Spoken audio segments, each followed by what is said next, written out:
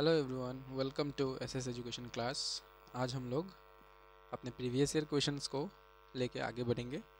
Previous year questions बहुत ही important होते हैं क्योंकि वो हम लोगों को एग्ज़ाम का जो एक कैसे होता है ये एग्ज़ाम, कैसे कैसे क्वेश्चंस पूछे जाते हैं, इसका बारे में थोड़ा अंदाज़ा देता है।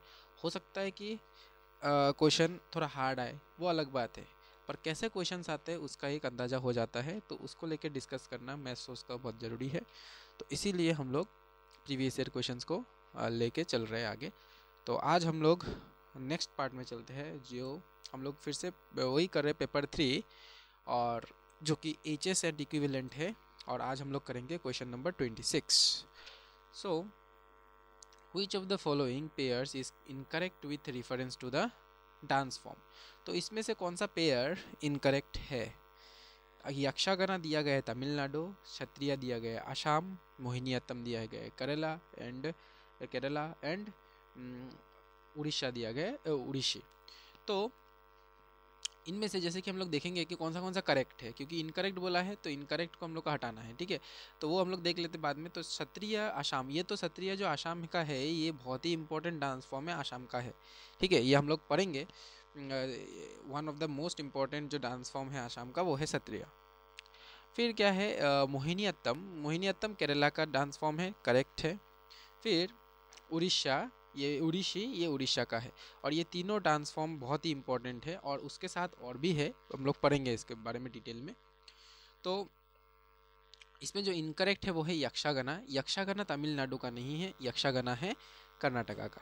तो कर्नाटका में यक्षगाना जो डांस वो होता है, और इसलिए ये पेयर जो है वो गलत हो रहा है, ठीक है। तो इसका जो करेक्ट आंसर होगा वो होगा यक्षगाना, जो कि इसमें गलत है, मतलब ये पेयर गलत है, पर इसमें इनकरेक्ट पूछा गया है तो इसका आंसर होगा ए। तो इसमें से बाकी हम लोग को ये याद नहीं रखना है, पर बाकी जो हम लोग का पेयर्स है वो सब याद रखना है कि मोहिनीअट्टम का केरला होता है, उड़ीसी का उड़ीसा, और क्षत्रिय का हम लोग का असम। फिर जो है the only Ramsar site wetland in Assam, वो है, इसका जो आंसर है वो है दीपोर बिल। ठीक है, दीपोर बिल हम लोग का ओनली रामसर साइट है असम में, ठीक है। दीपोर बिल, रामसर साइट क्या है? रामसर साइट वेटलैंड्स को दिया जाता है। ये साइट एक ऐसा मतलब नेम है जो बस वेटलैंड्स को दिया जाता है। बिल हो गया, ठीक है, किसी जगह का दूसरा वेटलैंड हो गया, तो जहाँ पे पानी का इलाका है उन सब जगह में दिया जाता है रामसर साइट करके। तो इसका जो करेक्ट आंसर है वो है दीपोर बिल।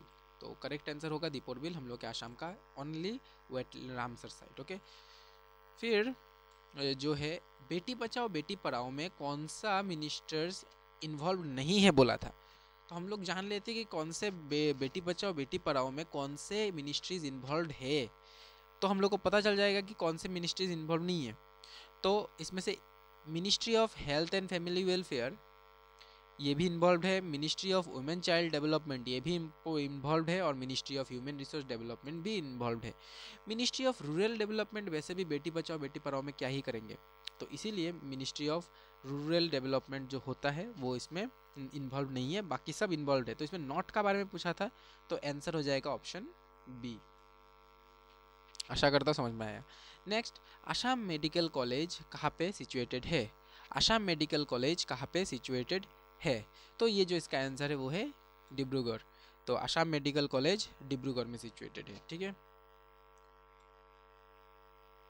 नेक्स्ट जो है वो है द मिशन इंद्रधनुष। तो ये जो इंद्रधनुष है वो किस चीज़ के बारे में दिखता है, कौन सा इनिशिएटिव है गवर्नमेंट ऑफ इंडिया का? ये गवर्नमेंट ऑफ इंडिया का इनिशिएटिव है, ये भी याद रखना। इंद्रधनुष पिछले बार का ये करंट अफेयर्स में था। तो मिशन इंद्रधनुष कौन से चीज़ में ध्यान देता है? वो है immunization of child, pregnant women, इन सब का, ठीक है। तो इम्यूनाइजेशन। फिर article 17 of the constitution of India deals with the abolition of. तो आर्टिकल 17 किसका एबोल्यूशन के लिए डील करता है? वो है अनटचेबिलिटी को लेके वो डील करता है कि उसको एबोलिश किया जाए, आर्टिकल 17। तो देखिए पॉलिटी से बहुत सारा क्वेश्चन पूछ रहे हैं। मैंने देखा ग्रेड 3 में, जैसे कि हम लोग ने थोड़ी देर पहले भी देखा था, कुछ 2 पार्ट पहले, जैसे कि आर्टिकल 15 के बारे में पूछा गया था, तो वैसे ही आर्टिकल्स को लेके पूछा जा रहा है। और ये एक है जो कि हिस्ट्री का क्वेश्चन है, हिस्ट्री इंडियस फ्रीडम स्ट्रगल से एक क्वेश्चन है, Which of the following events did not take place in 1919? 1919 में कौन सा इवेंट नहीं हुआ था बोला है, नॉट टेक प्लेस। तो Rowlatt act was passed, yes correct, Rowlatt act के वजह से ही हम लोग का जालियनवाला बाग एक्ट हुआ था, तो ये वाला चीज़ है। तो ये दोनों हो गए थे 1919 में। मॉन्टेगो चेल्सफोर्ड रिफॉर्म भी हुआ था 1919 में। तो जो नहीं हुआ था वो है पार्टीशन ऑफ बंगाल, जो कि 1905 में हुआ था। तो ये आप लोग को याद रखना है, पार्टीशन ऑफ बंगाल 1905 में हुआ था, और बाकी जो है वो सारे 1919 में हुआ था। नेक्स्ट जो है वो है which of the following schemes was launched in July 2019 to accelerate water harvesting and conservation measures.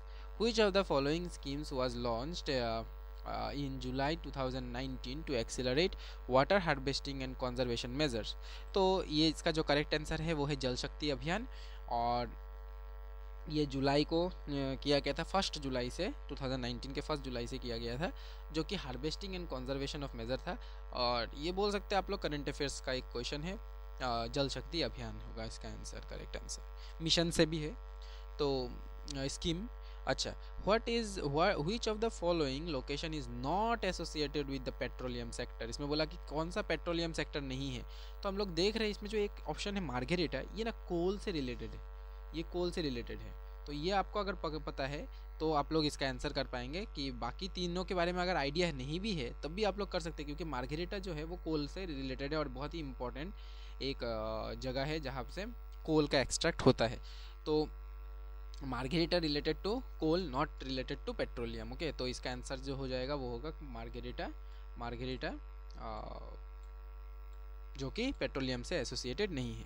Which country was first to implement goods and service tax? GST को इम्प्लीमेंट करने वाला फर्स्ट कंट्री कौन है? India है क्या? नहीं, India नहीं है, वो है फ्रांस। तो सबसे पहला जो